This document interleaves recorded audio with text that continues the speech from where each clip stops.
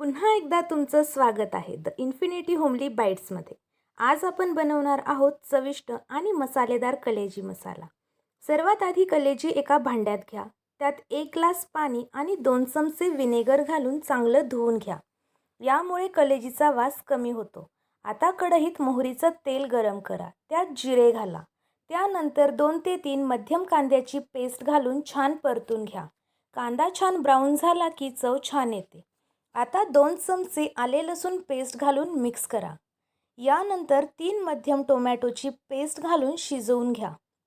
आता त्यात 2 चमचे धने पावडर, अर्धा चमचा हळद, 2 चमचे चिकन मसाला आणि 2 चमचे कांदा लसूण मसाला घालून मिक्स करा. यात 1 कप कोमट पाणी घालून मसाला छान शिजू द्या. आता तयार मसाल्यात कलेजी घाला. यात 1 चमचा मीठ घालून मिक्स करा आणि झाकण ठेवून शिजू द्या.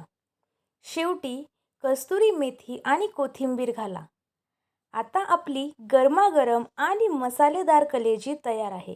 ही कलेजी तुम्ही पोळी, भाकरी किंवा भातासोबत नक्की ट्राय करा. ही रेसिपी घरच्या घरी अगदी हॉटेलसारखी चव देते. तुम्हाला ही रेसिपी आवडली असेल तर व्हिडिओला लाईक करा. द इन्फिनिटी होमली बाईट्स चॅनलला सबस्क्राईब करा आणि अशाच नव्या आणि सोप्या रेसिपी पाहण्यासाठी पुन्हा भेट द्या.